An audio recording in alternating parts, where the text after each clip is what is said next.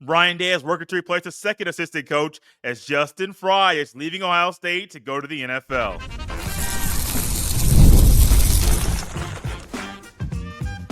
You are Locked On Buckeyes, your daily podcast on the Ohio State Buckeyes. Part of the Locked On Podcast Network, your team every day. Welcome in, Buckeye fans, to this bonus episode of Locked On Buckeyes, which is your daily Ohio State podcast, part of the Locked On Podcast Network, your team every day. I'm your host, Jay Stevens, also the host of the Jay Stevens Podcast. And during this Buckeye Blitz, we'll discuss the things Ryan Day must look for the next offensive line coach at Ohio State, because Ryan Day is currently looking to replace a second assistant coach because Justin Frye is leaving Ohio State to be the offensive line coach of the Arizona Cardinals. And when I put Justin Frye's name linked with the NFL and he's linked with the Arizona Cardinals, that might shock some people, because if it wasn't for the second half of the season, that wouldn't have made sense to me. Justin Frye going to the NFL wouldn't have made any sense. But we got to see Justin Frye's development this year at multiple positions, working with Dawand Jones going from guard to tackle, rotating guard, getting some younger guys, some guys that are new starters to build their confidence throughout the season, figuring out combinations that work while you're dealing with a lot of injuries on the offensive line. Oh, yeah, working with also over 20 O-line combinations. And at the end of the day, in the national championship, Ohio State's offensive line put up 215 rushing yards. They won the battle in the trenches against Notre Dame for all four quarters. And it should be no surprise why Justin Frye is a candidate to go to the NFL and why he's going to be on the Cardinals sideline next year. But this is a massive loss for Ohio State. It's not only no surprise why an NFL team is going to look for him, this is a massive, massive loss. One thing we know about good assistant coaches is that you're going to be at a spot for 2 or maybe 3 years, and you're probably going to go somewhere else. Now, you may be doing it of your own choosing, like Jim Knowles, or there might be teams around the country or in the National Football League that are calling you, talking to your agent, and saying, hey, we want this guy to be with us.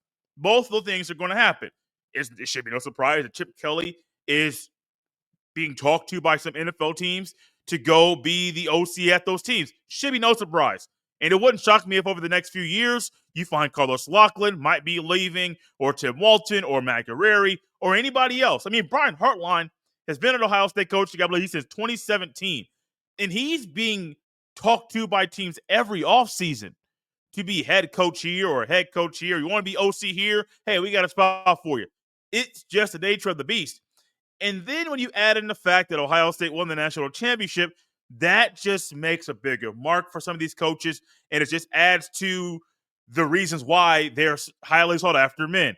Now, for Justin Frye's time at Ohio State, and when I was critical of him, you were probably critical of him. I guarantee you heard shows or you read articles about people being critical of Justin Frye. And I think a lot of that criticism was well-deserved criticism. There were things that he was doing that he didn't do well, and there were things that he was doing that he did do well. One thing that he didn't really do the best with at the Ohio State level, at least, is O-line recruiting. But everybody struggles with O-line recruiting. Everybody. Yeah, you may have a school that hits here or hits there, but for the most part, recruiting offensive linemen is hard. It's one of the hardest things to do in the country. Outside of specialists, which finding a punter or a kicker, they're all over the place. How many are actually elite? I don't know. I don't know what to look for when it comes to finding a kicker or a punter.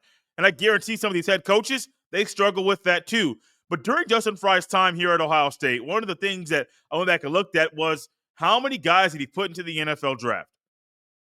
He put 2 so far. Paris Johnson Jr. was the number 6 overall pick in the 2023 NFL draft.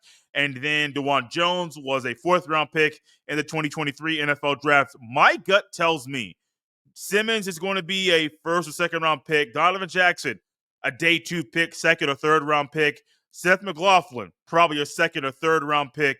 Josh Fryer might be a 7th-round pick, maybe a 6th-round pick. His durability of being the Buckeye to play the most snaps this year is going to be something that NFL teams say, we can work with you. You're a durable guy. We're trying to figure out the right spot for you. There are some holes when you're playing tackle. Maybe you're a guard. Justin Frye in his last year at Ohio State might have more guys get drafted this year than he had during his previous 2. That's a huge badge of accomplishment and a huge pat on the back that we should all give Justin Frye for what he did at Ohio State. It's a massive loss, but he did a lot of good things, developing talent, and even some young players that are freshmen tweeted out discussing some things that Justin Frye helped them with that weren't on the football field. Great opportunity for Justin Frye. Not mad at him for leaving. Go ahead. Better your career. If you can go to the NFL, why not go there? It's the highest level of football, and everybody wants to be there if they're a coach. Most people do. Not all. Most people do. And I'm not shocked at Justin Frye leaving, nor should you be shocked. And I think moving forward, Ohio State with Ryan Day's leadership will find the next offensive line coach in Columbus, Ohio. But there are also some things that Day must look for to make sure he finds the right man to lead the Buckeyes offensive line in 2025. This episode is brought to you by FanDuel. Super Bowl 59 is here. One game, two teams, endless possibilities. And there's no better way to make every play more exciting than with FanDuel Sportsbook. Whether it's predicting the first touchdown, calling the MVP, or even betting on the coin toss, FanDuel makes it easy to get in on the action. With live betting all game long, you can adjust your bets as the game unfolds and feel the thrill from kickoff to the final whistle.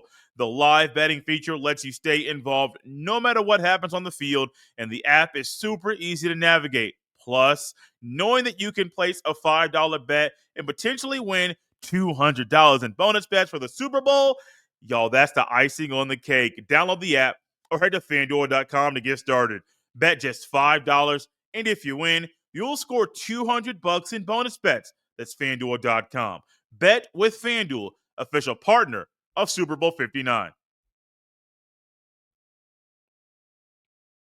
Thank y'all for tapping into Locked On Buckeyes and making this bonus episode the first listen of your day. Normally, we don't come with bonus episodes on a Sunday morning, but when it's something in regards to an assistant coach leaving, especially Justin Frye, a guy who is leading the Buckeyes offensive line in a great way, being a great leader for that unit, we have to talk about it. We can't gloss over it. It's a big deal. Just like Jim Knowles leaving is a big deal, Justin Frye leaving is also a big deal. And there are some things that Ryan Day must look for when trying to figure out who is he next offensive line coach in Columbus, Ohio. You definitely want someone that is experienced at coaching the offensive line. Justin Frye went back and looked at him just to kind of get some background on him a little bit to kind of figure out why this thing is very important. He has coached at Temple. He was the O-line coach at Temple, Boston College, UCLA, and Ohio State before going to the NFL. Justin Frye also was a former offensive coordinator as well at UCLA from 2019 to 2021. Now, I don't think the next offensive line coach needs to have offensive coordinating experience. However, that does help.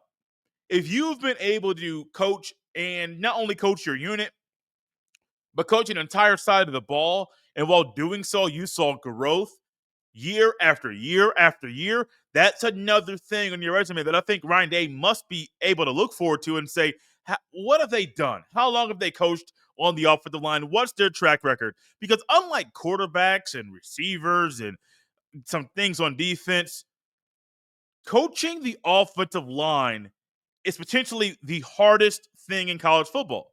Yes, coaching a quarterback is hard. Don't get me wrong.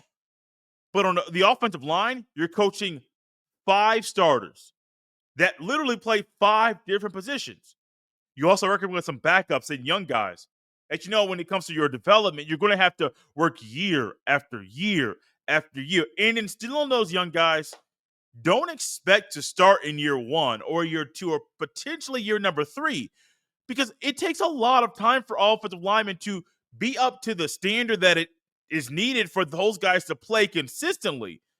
Unfortunately, there are some things this year at Ohio State that they had to thrust some guys out there a little bit earlier than maybe expected. However, in a perfect world, you're working with a left tackle, a left guard, a center, a right guard, and right tackle. While there are 2 guards and 2 tackles on a starting offensive line, right side and left side, the mechanics are different. The eye discipline is different. Things are so different that you want someone that is experienced, not only with coaching the offensive line, but has a track record of success. So you can have a guy coaching 10, 15 years, only put 2 guys in the league. Is that good enough for you? Probably not. but you want someone that's experienced, has a track record of success, has proven himself potentially at multiple stops along the way. You want to make sure that all that is, hey, you develop guys. You can recruit. This is one thing when it comes to Justin Frye that I think, well, he recruited locally. Did he have the national name like a Brian Hartline? No, but Brian Hartline's been doing this for a whole lot longer in one spot. No, he hasn't had that. However, I think when it comes to Paris Johnson Jr., Dawand Jones, even some of the other guys, Luke Whippler, even some of the other guys that have played at Ohio State under Justin Frye, they can all vouch for him and say, man, look, I know what they're saying about this man on these message boards. I know what they're saying about this man here and there. Look, he gets the job done.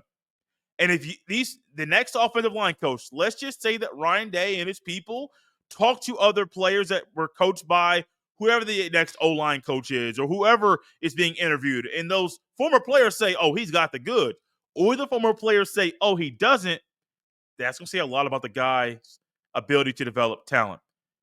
But the recruiting piece is huge. Not only being able to recruit guys at the high school level, but also being able to recruit guys in the portal as well. That's a skill set that I think a lot of schools want to be able to have. Is you can be able to recruit guys both in high school, where it's a 2 or 3 or 4 year process just to get them on campus, but also in the guys that are in the portal, where it's a rapid fire type of thing that if you let up just a little bit off the gas, they're going somewhere else. You want those things in the next guy to be the next offensive coordinator. Kevin Wilson would not be a bad name. Just throwing it out there. If you're not going internally to hire someone, maybe a quality assistant, a quality control coach, or someone that's a former Buckeye, let's just say Kevin Wilson doesn't have a job. You want to bring him back to Columbus, wouldn't be mad about that. And honestly, if you bring Kevin Wilson back, and let's say Chip Kelly goes to the NFL, you just make Kevin Wilson your O-line coach and your offensive coordinator. He's coached offensive line before. He's doing double duty between coaching a position and coaching the entire offense. He did it earlier when he was at Ohio State, coaching the tight ends and being the OC. I think it makes a lot of sense. But what will Ryan Day do? Chip Kelly could do it if he stays. I don't know if that's going to happen. There's other guys out there that could fill the role. I have no idea. But there's criteria that Ryan Day must keep in mind when trying to find the next offensive line coach for the Ohio State Buckeyes. Thank y'all for tapping into this bonus episode of Locked On Buckeyes. You can follow me on Twitter at jstevens07 or any social media platform at jstevens07. Also send every email to jstevens317 at gmail.com. This has been a bonus episode of Locked On Buckeyes. We'll see you next time.